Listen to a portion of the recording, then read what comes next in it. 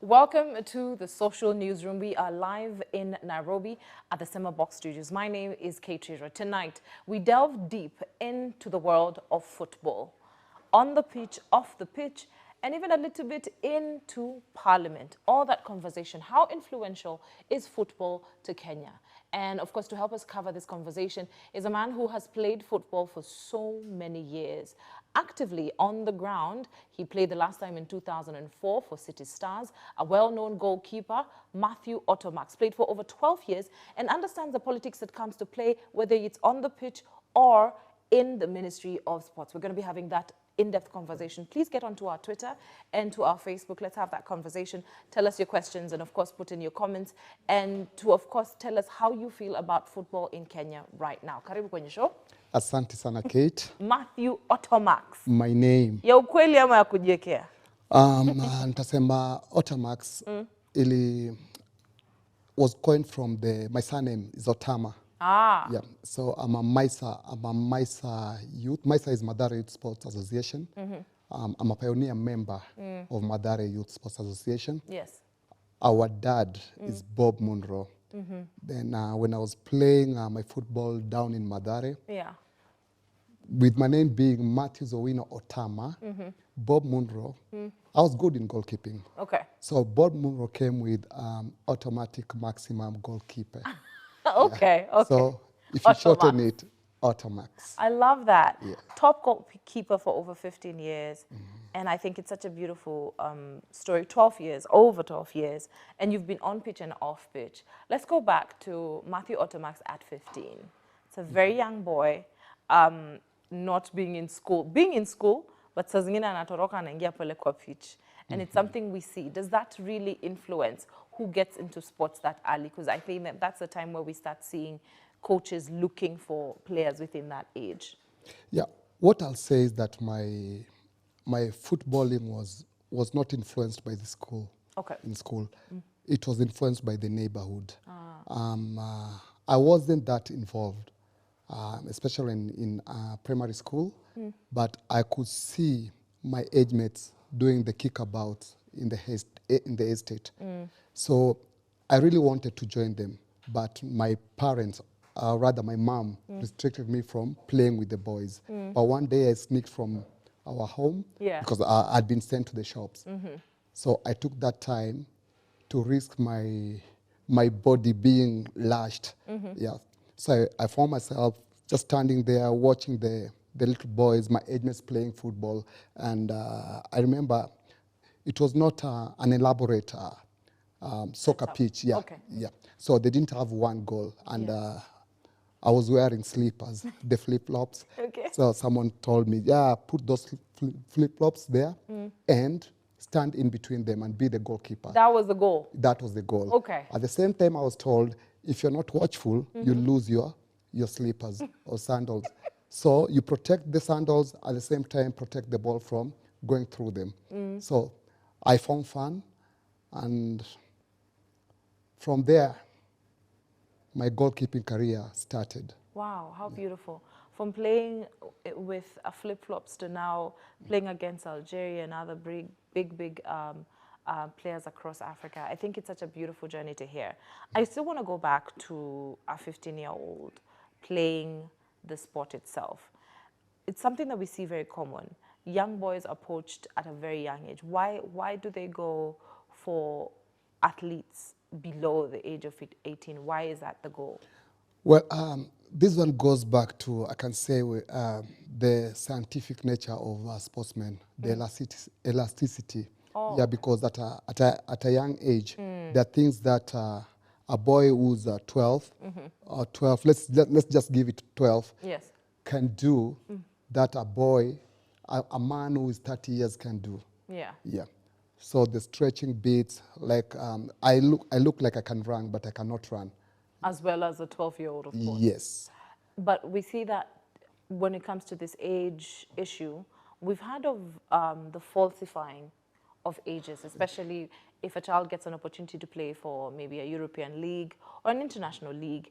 A boy maybe who has turned even probably 20, they might, induce their age that, oh, no, I'm still under 18, so that you're able to be still viable to play for those teams? Well, if I have to answer you this, sometimes we tend to blame these boys because it also happened to some of us, whereby we have coaches who want to win.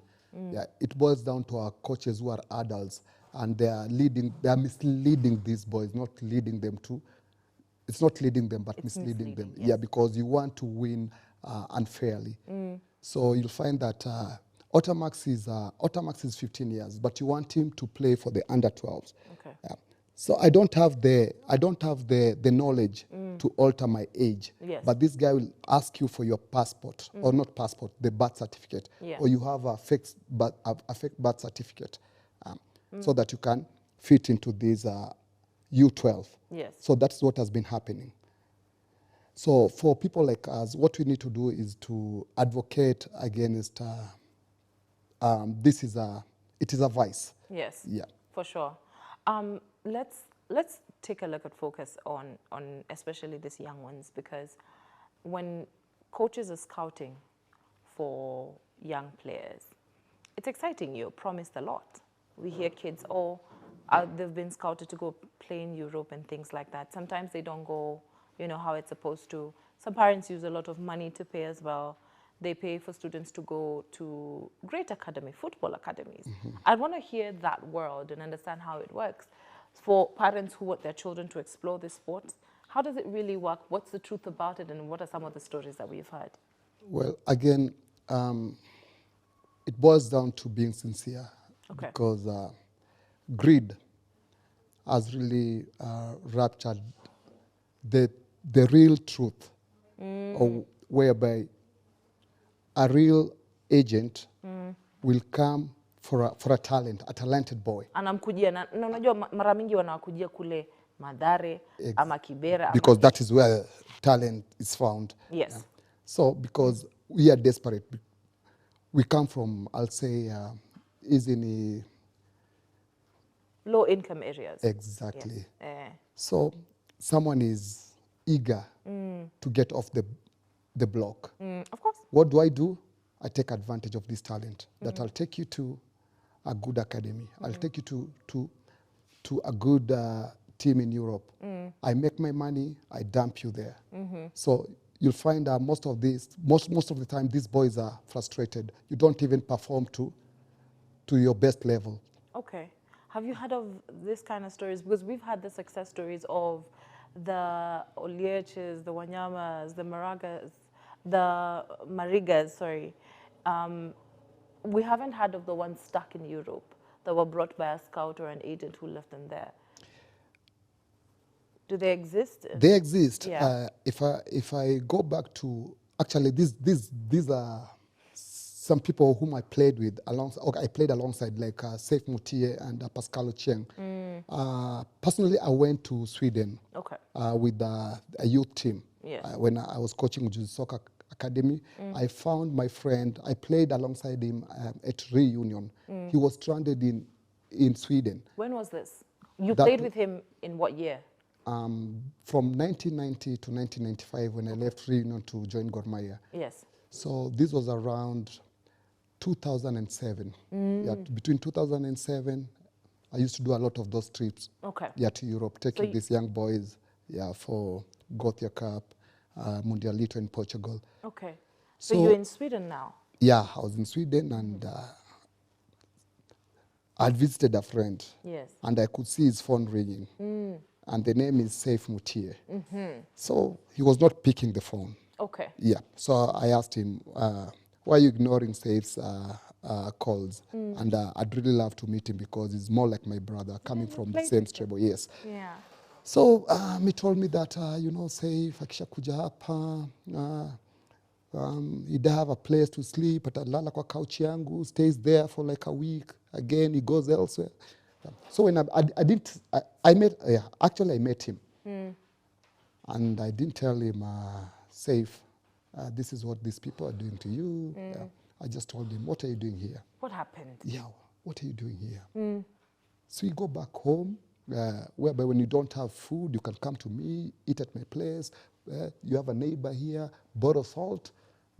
Ati, no. Now, mambo ikiwa ngumu, you see, Safe pointed at a very old Muzungu lady. Now, you know, you can meet a mama like that one. That is not life. Yes. Yeah. But how did he land there? That's a question. Because Okay, the there's story is someone- not unique. Yes. That is something very common. We get young boys here, we take them there, and then they disappear. At his prime, there's an agent who took them to Denmark. That was Safe and Pascal, Pascal Ochieng. They went to Denmark. Pascal couldn't bear it. He came back to Kenya. Okay. Safe crossed over to Sweden. Yes. Yeah, in search of greener pastures. Did this agent do what they were supposed to do, or did they lie to them, or what was it? That's why he was stranded in Sweden, because he never met their obligation. So I think a bigger question is, who is going to protect these young boys who are being sold a big dreams? Because they are going to still come, and the dream is still there, that you can become a big player. And, you know, when you see the likes of Wanyama or Mariga, you're like, you know, this is something any child would dream of the same. This is what I'll say. We need to establish non-football agencies, non-academies. Yeah, and it goes down to player education. Player education ndio gani? Kwa watu wajue hiyo sasa, kaa chini, elewa huyo mtu anatoka wapi, the background ya huyo mtu, the person who has approached you, how many players has he taken outside, what is he doing, which teams is he connected with, stuff like that. Find your information. Yeah, find your information, because we rush out of desperation. Of course. Yeah. So I hope have you been able to save any boys from going and, you know, getting, you know, stuck in somewhere they can't be able to come back home? Not really. Yeah. Yeah, I'll be lying if I say I've done that before. Yeah, but what we normally do, we just talk to these young boys out of experience. Because I remember one time there's someone who came to me. I was still playing for World Hope. That is the City Stars, where I retired. And there's Mzungu from Sweden. He wanted me to go to Sweden. Yes. Then when I asked about the remuneration, I was told I'll be given 40,000 a month. Yes, 40,000 a month. And looking at 40,000 a month, Kenyan shillings. So fly out for that. But now, the catchphrase was, you know, this is a small team that you're going to, if you to play for. If you play well, you'll go to a bigger team. Yes. That is what they tell people. That's a promise. Yeah. So I was like this. As City Stars, I'm not earning much. Yeah. It was around 25K then. Yes. So why would I go to Europe for 40K? Then people will be Ottamax is in Europe, and the expectations will be so high, the demands, calls, we want this from you. Yeah, it doesn't work. So I'd rather stay here, earn my 25K, and live within it. I think it's such a sad thing that they would dangle, you know, very little remuneration, because to remove someone from Nairobi, take them that far for such a remuneration. And there are others who would be excited. They think that that's a large amount. But when you think about it, it really is not. It's just double of what you were earning. Yeah, again, it's not even about the money. What happens with our young boys is that because that excitement that I'm going to Europe, I'm going to breathe a different air. People see me, I'm in Europe. And then after a few days, you start feeling the heat. Yeah. So in my case, I was exposed at a very early age, because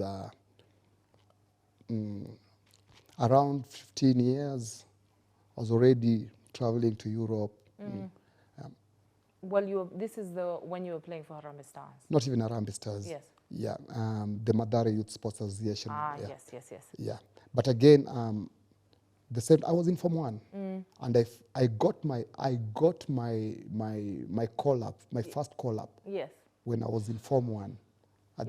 you're playing for a team and you I was playing for a team in the Premier League, Kenyan Premier League, and I was in school. Yes. Yes. At the same time, I had my first call-up when Kenya was to play Not Libya. everyone would understand what a call-up is. Oh, You know, I think you think everyone knows what, and I'm like, okay. what's a call-up? A call-up is when you're called to the national team. Ah, okay, great, Yes. great. Yeah. Okay. So I was first called to the national team at the age of 15 while I was in Form 1. Yeah, was it? No, I was a bit, I'm saying 15 because I was in Form 1. That's the right age. Yeah. So But I was 16 years. Okay. Yeah, because I remember I rewound class 8 at some Okay. point. That's pretty interesting because, you know, we are sometimes not sure what ages that people are playing at that time. But I also understand why it is important to have young players because you can catch them while they're young. But then it's sad that certain careers, and especially athletics, has an expiry date. How do you feel about that? Well, actively, it's sad. Yeah. Because if I see people playing football, I feel like I want to play. You want to join? Yeah, I want to join. Yeah. I want to run like this boy. But that is your heart. But your body won't allow you to perform the way these guys are doing. But again, if you look at it, we don't retire from the game. We have so many things to do after playing. Yeah, there's coaching, there's managerial bit. During our days, we never thought on those lines, whereby you finish playing and boom, you're out of it. You do something else, yeah. No, not even doing something else. You slump. Yeah, and That's what happened for a lot of players. Yes, that's why you see so many players, this hue and cry, this is not happening.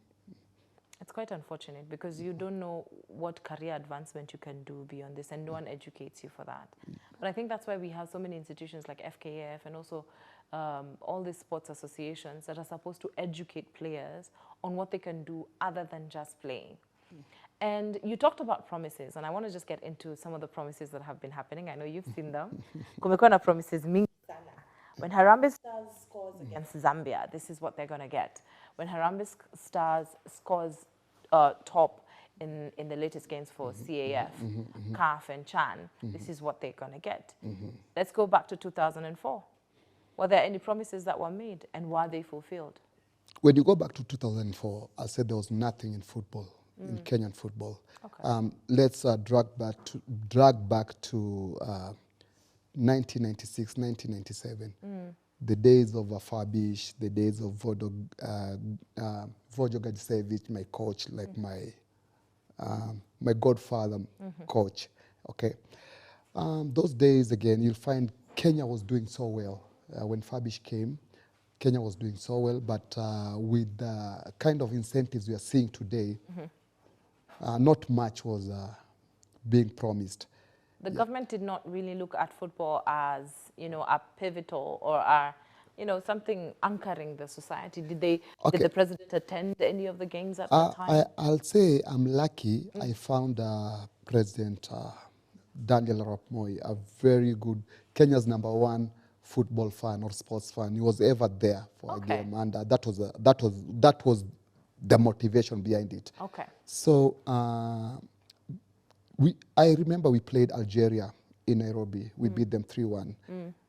Going to Algiers, they needed to beat us by 2 goals to nothing. And we stood out. We fought.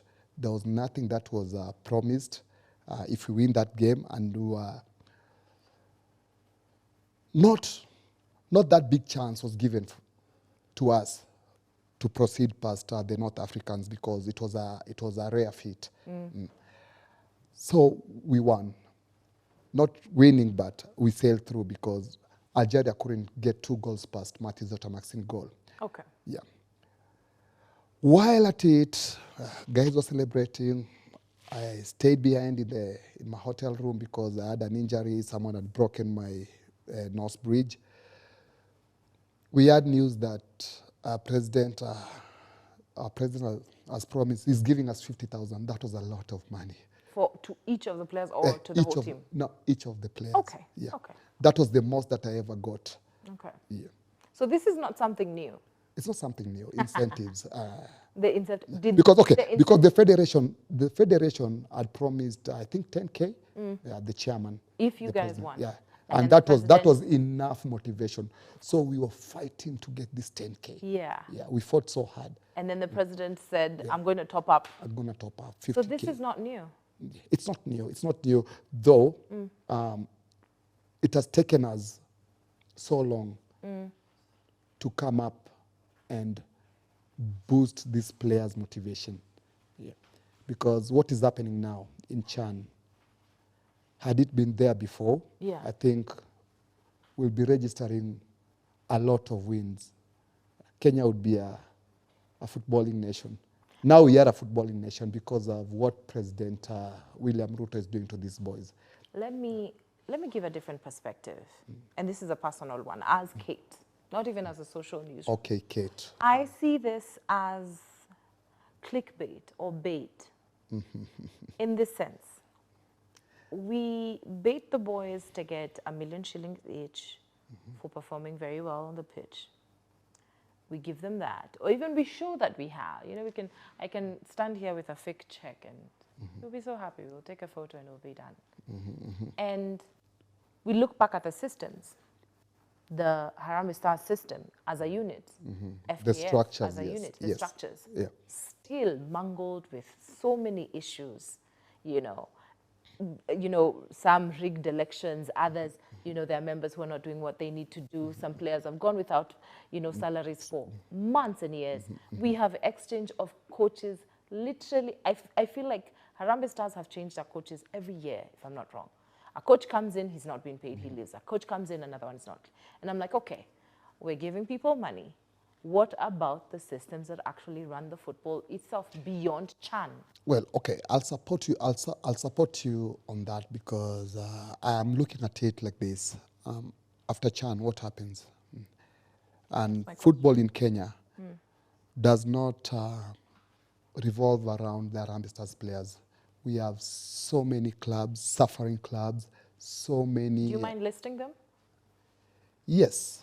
The other day, we have a government, it's a state corporation, Posta FC. Post FC, yeah. Yeah. They are to play, they are to survive to be in next year's Premier League in playoffs. As a government corporation, or as a state corporation, Yeah. I don't expect Posta to be struggling.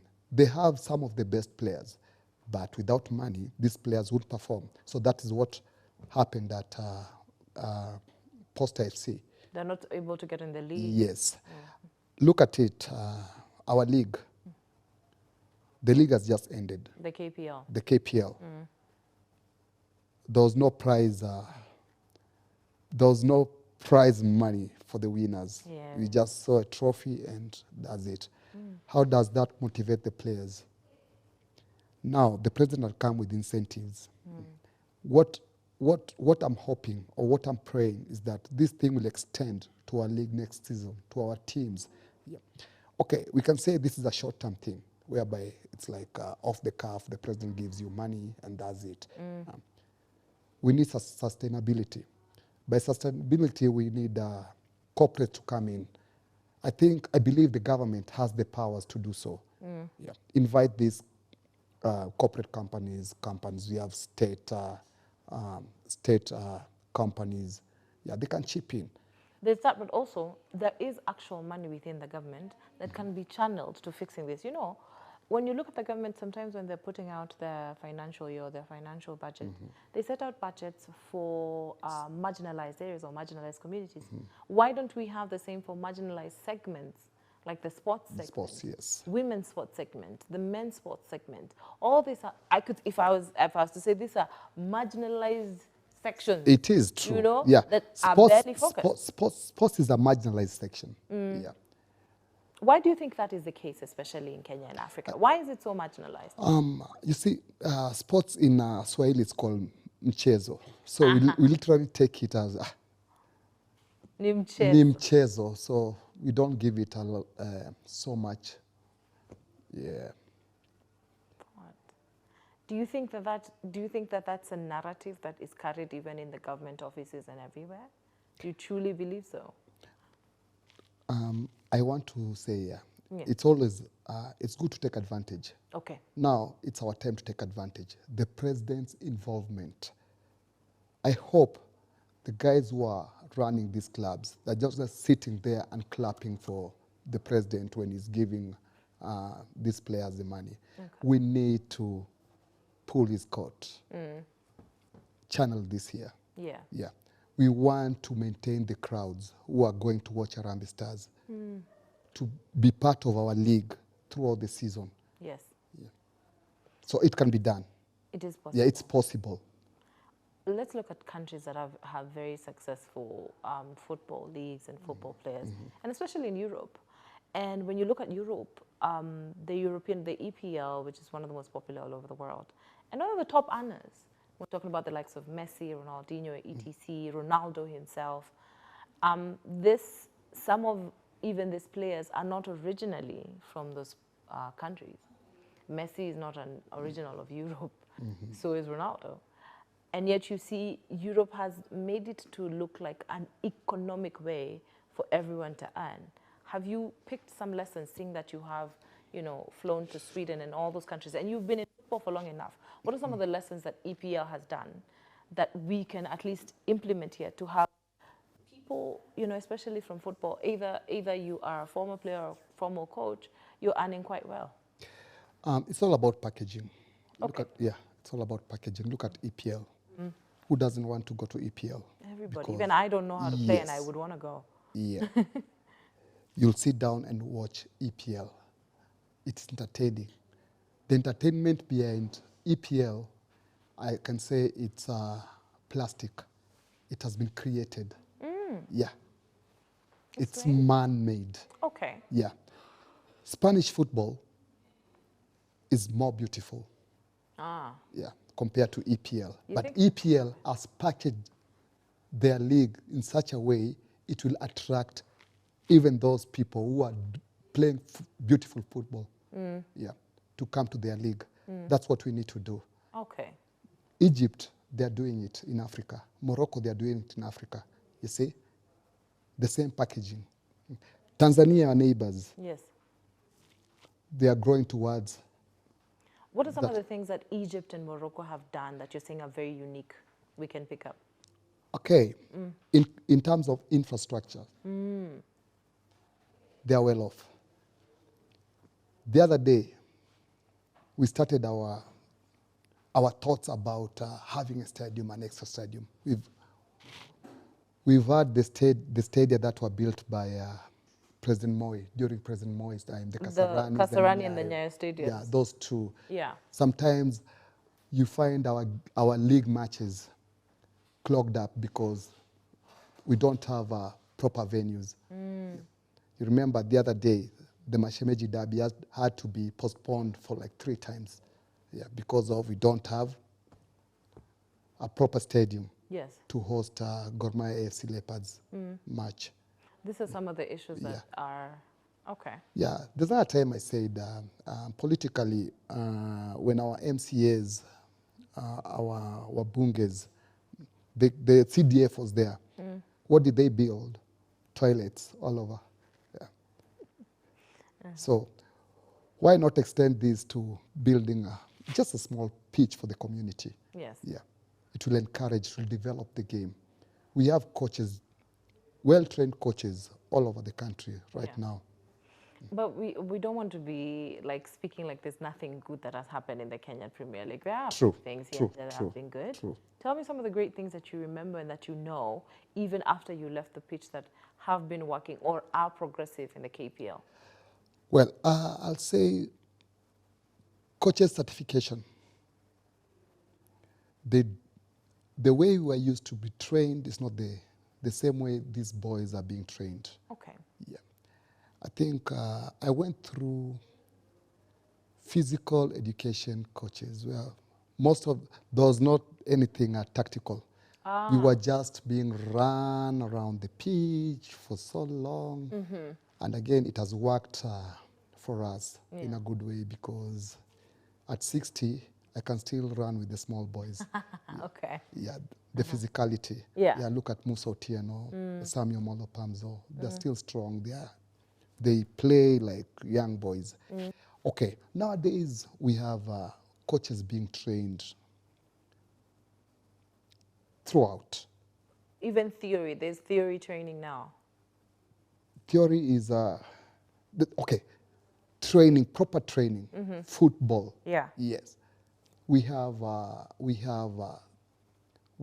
designations whereby we have strength and conditioning. We have your physical coach. We have nutritionist, the technical bit. See. So football involves a lot of things, not just a head coach who will run you up and down and does it. It's been a little bit all-rounded now. Exactly. There's a part it is more professional. I love that. You have mentioned the politics surrounding football, and I have to ask, FKF has had its wrangles, and it has been blamed for the deteriorating growth of of football in Kenya. And I know you have been a member, you have participated in some of their elections. I don't know how you feel about such a heavy statement, and what you feel about the growth from 2004 till to date of FKF. Leadership in Kenya is hard. Yeah, it's very difficult. And you just have to respect the leaders of the day. Yeah. I remember as a young boy, I used to criticize everything. Yeah. Until when I grew up into these positions. Yeah. Yeah. As coaching is a coach is a leader. Yeah. And everything is blamed on you. Yeah. Even if it's your failure, it will be blamed on me. Yes. Yeah. I saw it with Nick Mwendoa's regime. Personally, I was against Nick until the last minute when I went close to them. And mostly, we do blame our leaders because of selfishness. Okay. We expect a lot. Even Hussein Mohammed. At the moment, we have a push and tag. Yes. Yes. Why? Because there's people who are left out. The promises that were made, you know, when you're campaigning, you promise the whole world to people. Yeah. Once you get in, that's you where don't the work know. is. Yeah. Nitapatia huyu nini, nitapatia huyu. You can't please everyone, and that's where the opposition crops up. Okay. Yeah. Let's look at Nick Mwendoa's presidency at FKF. He actually was he was on that seat for over 6 years. 8 years. 8 years to be precise. To be precise. I don't know.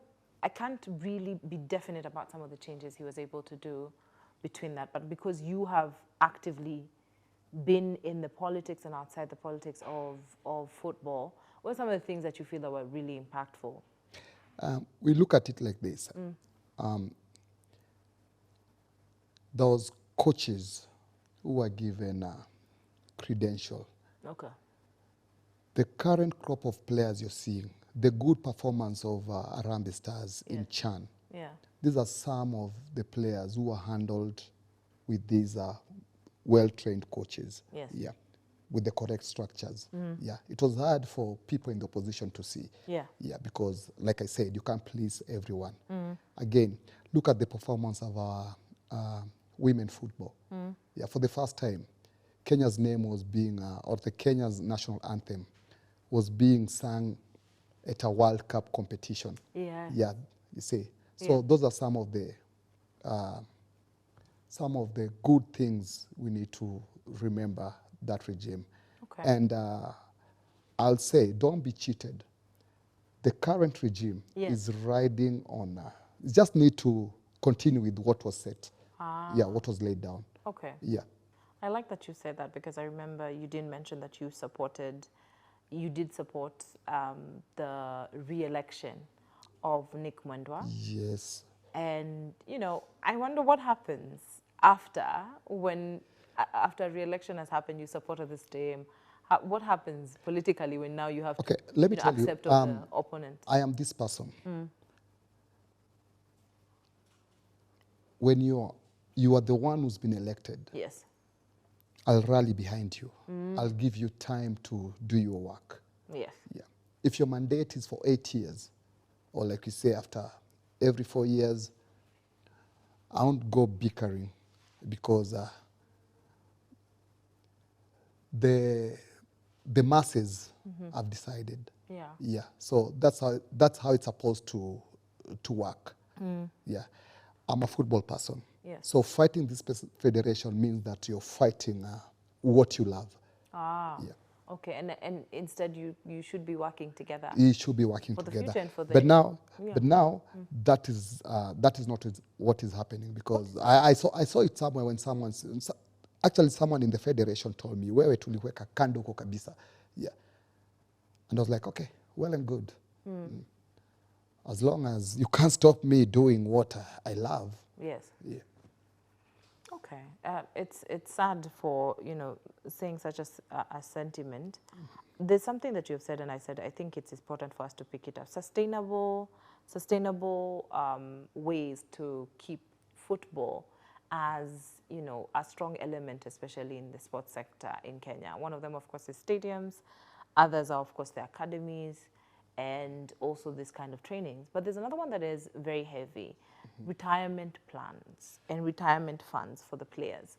One of the saddest things that we see is having to see a player who was really celebrated. As days are going on, they're like, oh, I need help and things like that, which is common. It's not sad, it's normal.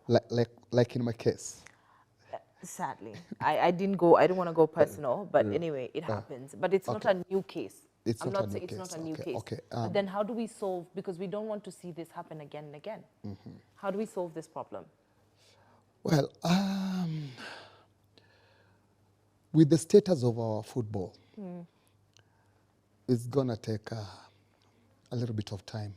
Yeah, unless now we ride on the incentives, what the president is doing. Yeah. Yeah, whereby these boys, just don't give them this money, and, $1 million and blow it, because I'm afraid, and I'm praying it doesn't go that way. Yeah. Yeah. I think they've learned from some of us, whereby saving is very important, investing. But do you have financial advisors? We need those kind of people, within our football setup. Yes. Yeah. Because we never had people like those ones, and again, we never had that kind of money to save, whereby someone will tell you, you never saved. What were you saving? Yeah, all I could save. Nothing to save. Yeah, all I could save were footballs going in. Yes. Yeah, All you could have saved for footballs going in as a goalkeeper. as a goalkeeper. The issue of payments for footballers is something that we've had again and again for so many years. So, because we see them playing and we celebrate them, but we're not sure whether they're paid or not. It's a performative art. You've performed in front of a stadium full of tens of thousands of people, and tickets are paid almost 500 each or 200 each a person to fill up a stadium with over 10,000 people. That's a lot of money. And barely does that money trickle down to the people on the ground. Where does this money go to? Because we've had those wrangles before. I know they're not new. I know I'm not speaking from, the clouds. I know I'm not speaking something new. There are times that Harambee Stars and even other players, other people in the leagues have come out to say that we haven't been paid for months and months. And yet the stadiums are full or fairly full of people. Well, out of experience, it's something that has been happening. And I'll tell you this, it goes down to integrity, whereby our leaders are not straightforward, or they are not open. Which are these leaders you talk about? Which are these? The club chairman. Ah. Yeah. The management of clubs. You see like I say, I've played for the big clubs in Kenya. The big clubs in Kenya, those are AFC Leopards and Gor Mahia in terms of the following. And whenever they play, there's always something gotten from the gates. Yes. Yeah. And at times you can go months without getting paid. Personally, I quit Gor Mahia because my house was about to be locked. And I remember we had two matches over the weekend. Those days we used to play back-to-back over the weekend. So we had a game on Saturday, and I went to the management. I told them my house had been locked. My house was locked, and my family. Nimefungiwa nyumba. And they told me, okay, today's proceeds went to paying the bills. Yeah, how we camped, okay. Tomorrow, we have money to pay you players. Yes. So after the game, I stretched my hands Of course. Yeah. Because you've done your job. Yep. Nothing happened. I had to get the money from another source, and I decided, no, I'm not going back to play for my club. How long had this gone for? How many months had you gone for without being paid at Gor Mahia? We never had structured way of payment. Whereby today you play, watu walikuwa wengi, you're given a few thousand. Marupurupu. So ukiweza save kidogo, you'll pay your house. It was different with me because how I grew up, I was raised. So I had set standards. I have to live in differently, because I remember there's another official who came to my house and said, why are you living like this? You need to save for your family. Then I said, okay, what am I saving for? I want to give them the best while I'm still alive. Yeah. So when someone tells you that you need to go and live in Korogosho, I'm not saying that I can't live in Korogosho, but what I'm doing as a non-football player, I should be living this way. Yes. Yeah. So there was also this that you have to you have to give them education, you see. I think it's so I was so demanding. Yeah, I'd find myself running in trouble with the officials. Okay. Yeah. So that's one of the reasons why you decided to. Yeah, I quit. Actually, when I stopped playing in the Premier League, the good thing, I had a small business for Madame running, and it could support our bills. Yeah, so I felt I was comfortable. The only problem is that I delved into daily drinking, with friends, and because now you're not actively playing the sport. In playing sports, and I could access some money until Zedekiah Otieno, Zico. Yeah, you know, Zico is my friend. Yeah. So he told me, as a small team, now this is the City Stars of today. Yeah. But then it was World Hope. It had just been formed. Said, instead of whiling your time here drinking, there's a team called City Stars. They're playing in the NSL. Yeah. And there's some little money there. Why don't you come and join me? We try come to the Premier League. Yes, I went there. It was good. We played. We won the league. NSL unbeaten.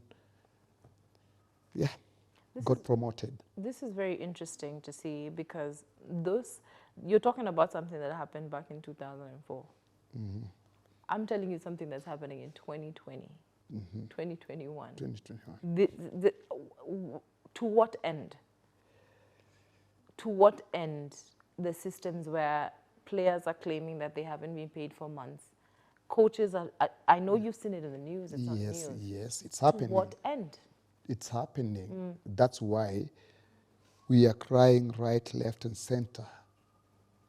Are there because we know that there's potential in this country to change this. Are there any other systems that we can apply? You know, maybe there are systems that happen in Europe or in other countries that we can apply here and be like, you know what, this is what should be done. You see, there's this thing called club licensing. Yeah.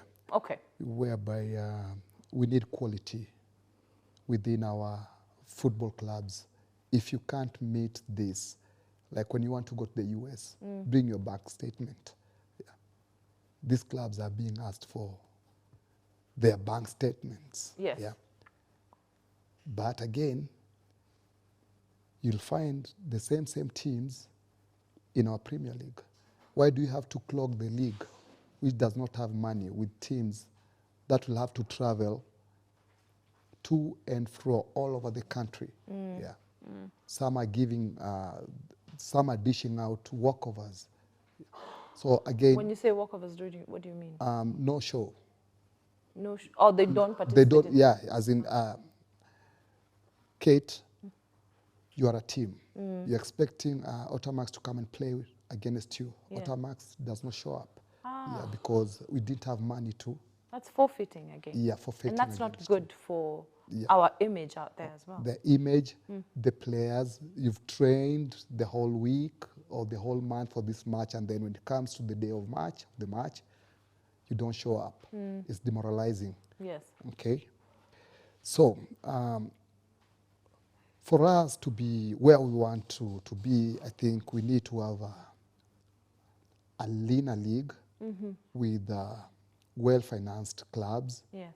clubs with youth academies, clubs with youth teams, you see. So there's continuation. Okay. You feel like there's a gap of continuation that is happening? A big one, a big one. For example,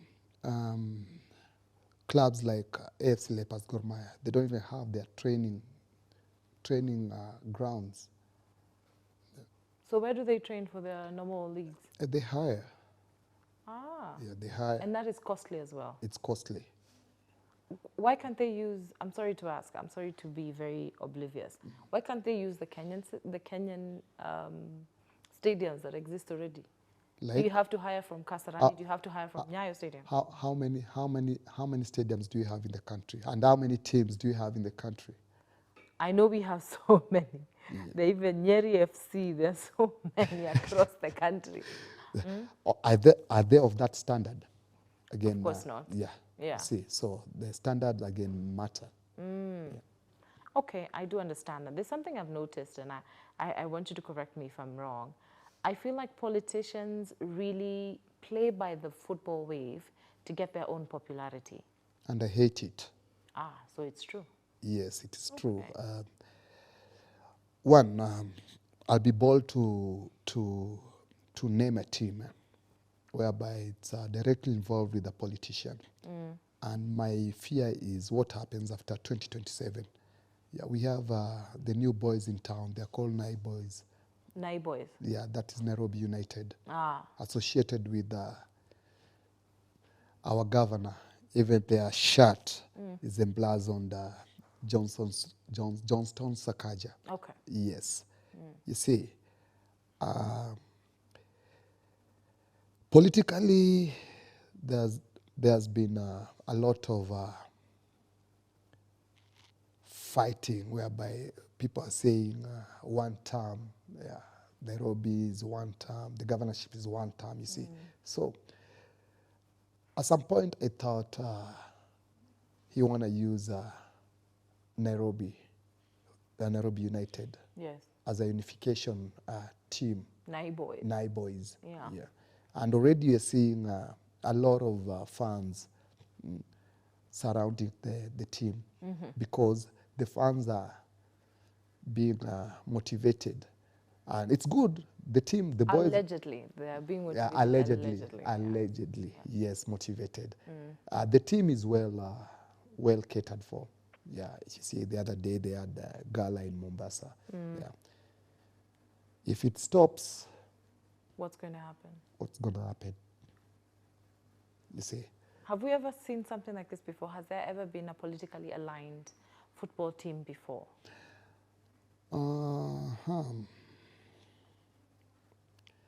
Not any that I think of, but we've had politicians doing tournaments when it comes to when you're nearing the election year.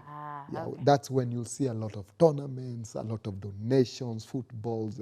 Ask yourself, where were these guys when you are struggling to raise transport to travel to Upper to Nyeri. Yeah. Walk outside here. When the league will start, WhatsApp groups are formed. Yeah. Teams are soliciting for money. You can't rest. Tutumie loko nayo. So those are the things we want to stop. Because this week, you guys are contributing.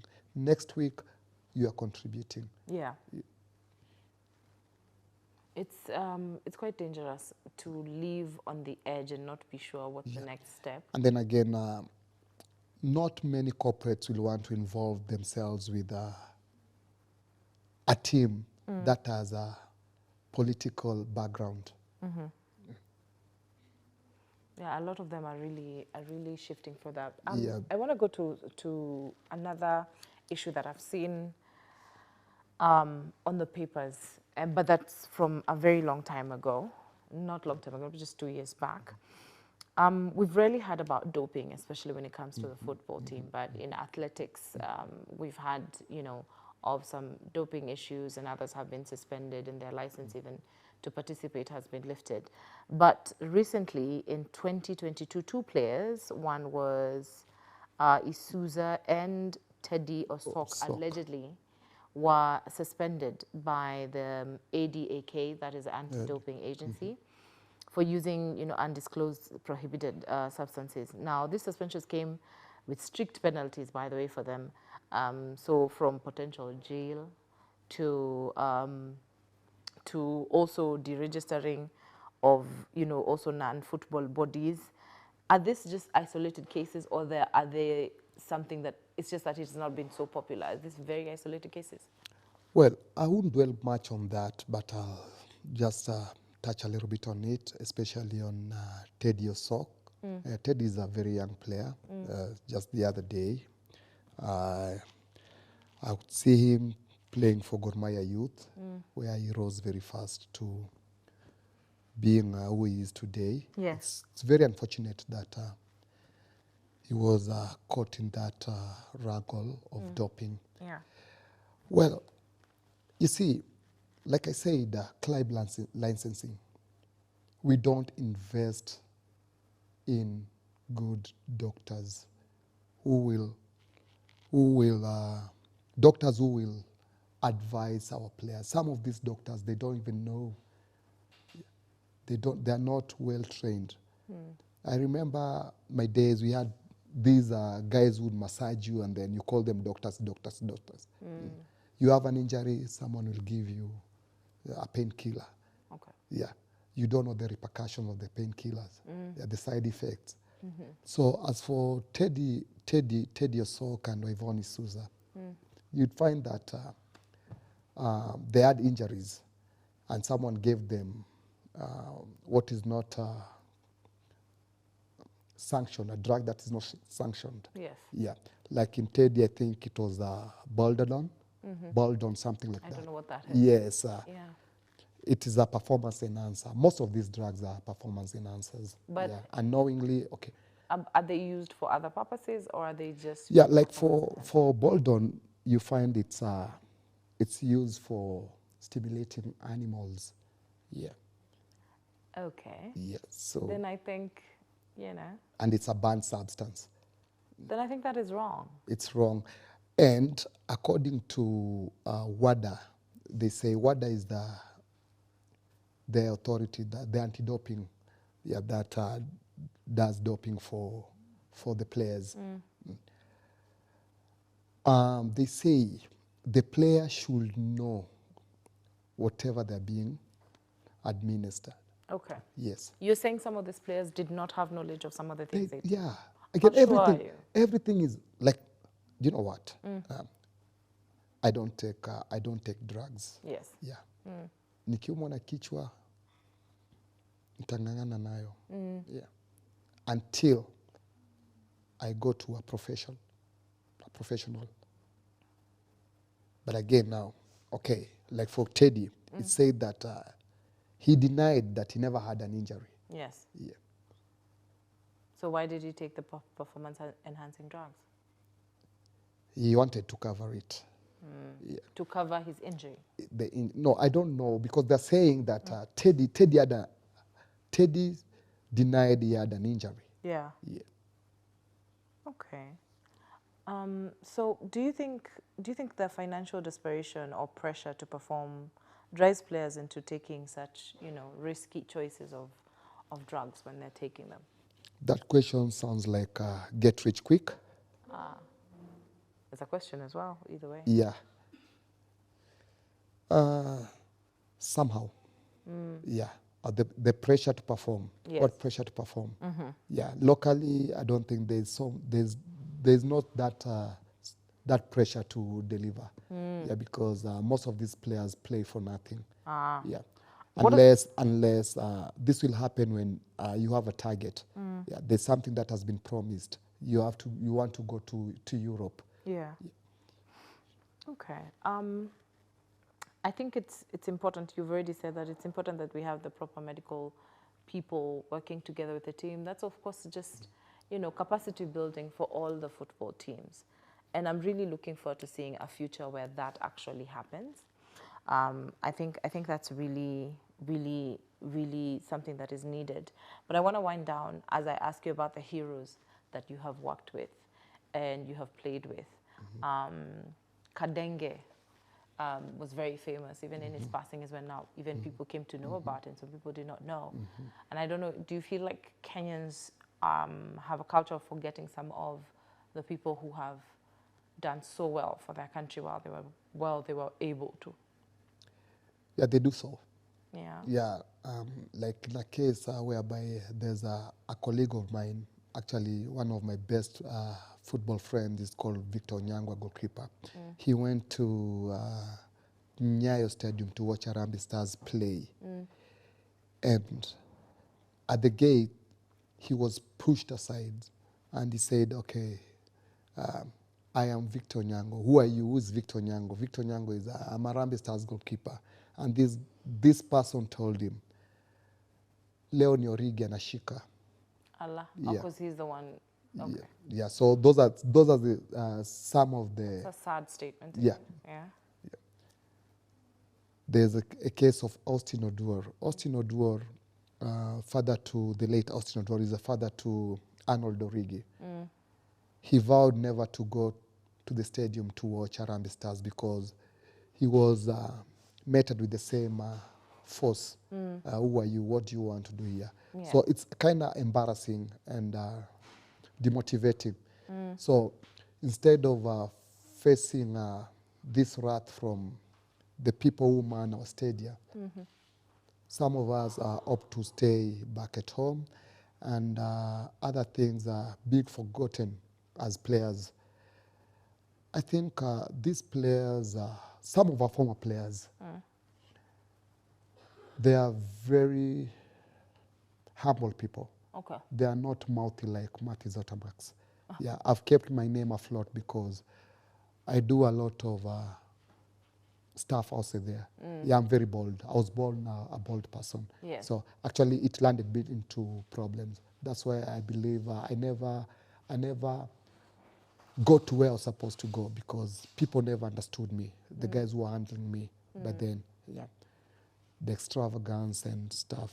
I think being outspoken sometimes is always met leads, with some resistance. Yeah. Yes. So it happened to me, and I was labeled indisciplined. If you ask them more, indiscipline is what is big indiscipline. Yeah. Indiscipline is what Gen Z are doing now. Gen Z have been labeled indisciplined because they're against the government and things like that. I think when you speak out, you are labeled as indisciplined. Indiscipline, yes. If you are in power, what are some of the things you would change for the next generation of football players? One, I'd love them to mix between day classes or evening classes because the future is very bright and there's a lot of money that will be involved in our football. You'd like them to go to school? Go to school, okay. Yes, and also, because footballers, we have a lot of time. Yeah. Let's say when you train in the morning, you only train for 2 hours and we never have double sessions. So what happens? Let's say, the rest of the day or the rest of the evening. Yeah. Okay. So we can do that. And and I think as a country, football is a big industry. Yes. Yeah. It has it's a big money industry. Yeah. So we need to cultivate into it. Yeah. Okay. I've heard what you want to do, and I think it's amazing. I hope you were able to participate in FKF and all those, and you know, any federation that is able to Football help. politics. Yes, it would be great to see someone vocal and speak out, and someone who's been on the pitch. Already, I'm doing that. I've been doing that. Though people think that I'm doing it for myself. What seat are you vying for? I'm not vying for any seat. Okay. But I can. Okay. As we speak, I am partly involved with the Kenya Footballers Welfare Association, that is KEFWA. Okay. Yeah, because I like to advocate for the betterment of our players. Yes. Yeah. Okay. Yeah. Like I think we are being subjected to more kicks than halfpence when it comes to Chan. I am here. I don't have tickets. Okay. Yeah, to watch the games. And yet you're in the welfare. Yes, it's in the industry. Yes. Yeah. Other people, Betty, okay, you're in industry because we're discussing football. Yeah. Other people who we don't see during our local leagues are the ones who are freely accessing the stadium. It's wrong. It's not in order. Yeah. Okay. I understand those sentiments, and of course those are some of the things that needs to be fixed. We wanted to have this discussion because football has been very vibrant, but I will ask one question. Do you feel like these incentives are setting up the boys, or they're scaling them to fail?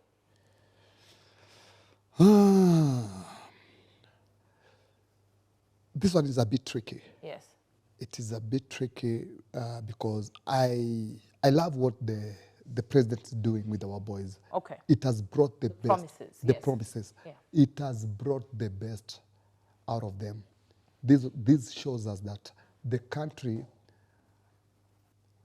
as a country, we have the talent. What has been missing is the money. Okay. Now that it has been injected, the results are coming freely. Okay. Yeah.